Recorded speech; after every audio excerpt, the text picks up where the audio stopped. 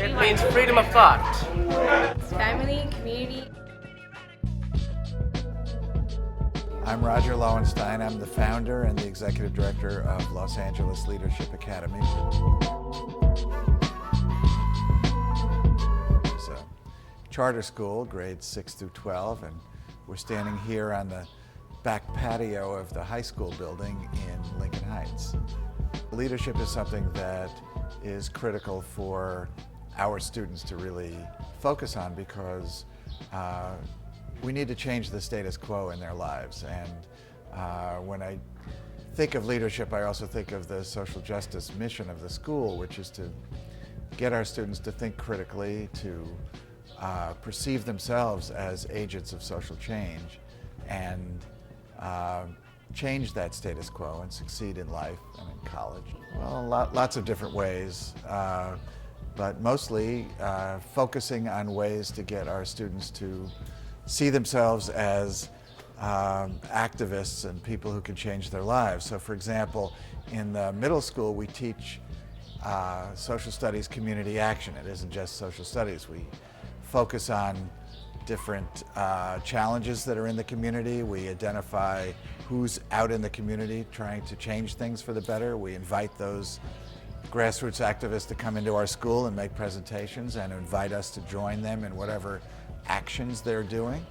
It's that kind of thing. And then in the high school, among other things, we teach in our history program Facing History, Facing Ourselves, which is a national curriculum that's devoted to getting any student to look at themselves in history and make decisions. How would I act? What would I have done? Our kids are very talented. As part of our after-school program, we have a mural project, and what you're seeing behind me is the first part of the mural project that our students actually put together. And it's wonderful to channel their tagging and graffiti activities to legitimate murals. Well, our valedictorian is at UCLA. She's pre-med and she's doing really well.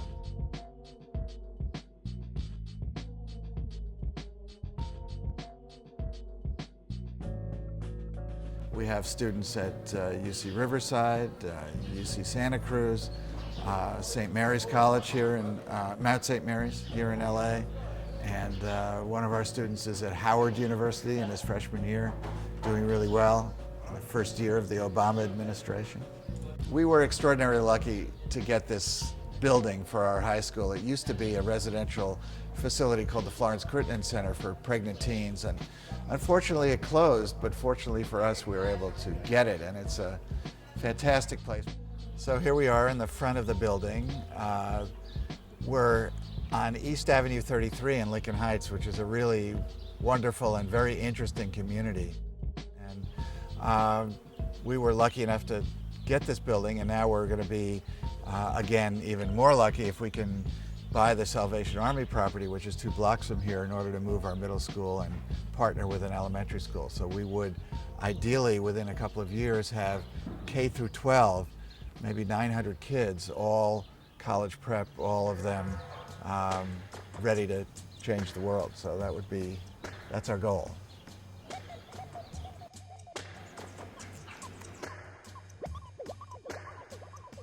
We're going to walk around. There's 28,000 square feet, 19 classrooms, wonderful kitchen and cafeteria. So we're entering the cafeteria, and we inherited a real restaurant quality kitchen here with granite countertops. And our healthy food program is something we take very seriously here. We're one of the only public schools in the United States that cooks from scratch. And we have a hot entree and a salad bar, which is about to be filled up here every day. You want to see what a typical classroom looks like? Let me show you. Completely different class we have.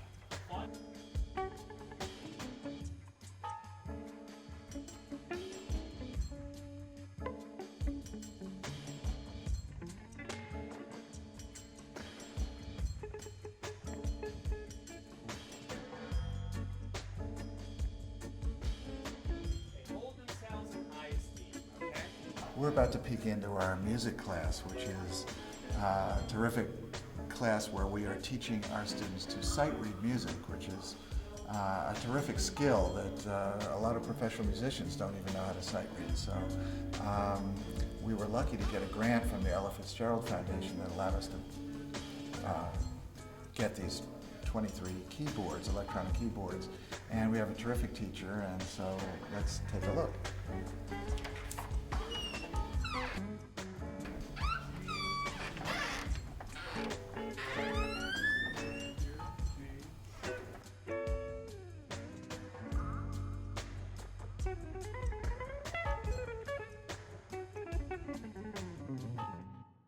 Most charter schools don't have libraries. It's a real luxury to have a library, so we're very proud of being able to have something that acts as a focal point for our reading and research. Okay, this is the area of the building that used to be where the toddlers were taken care of, and we converted the toddler play area to our library. And although we haven't quite figured out how to afford a full-time librarian, it's all done with volunteers. This is our library, and because we are a social justice school and we're very closely connected to the Center for the Study of Political Graphics, which is a nonprofit here in Los Angeles that is the largest collection.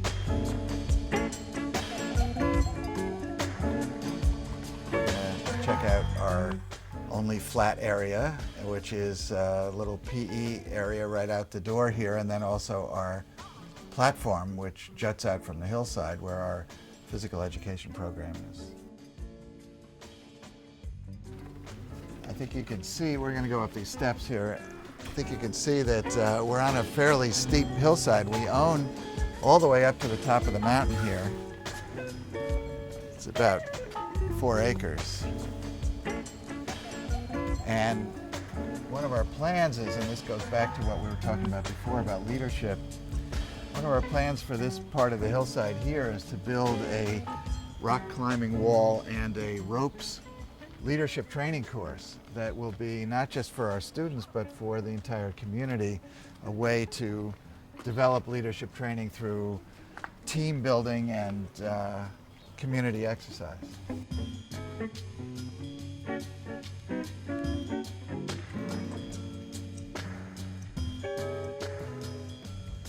There's downtown. We would love to take more advantage of the community, but field trips are expensive and our budget is being cut as we speak. I think that schools can't be just schools anymore. They have to be community centers. It's important, at least in the communities that we serve, that we consider what it means to be a school in this community, and that would include worrying about healthcare, worrying about housing, worrying about jobs and adult education, literacy training, not just for our kids but for parents as well. So we're trying to be a community center as well as a school, and that means involving the whole family, not just the student who's here.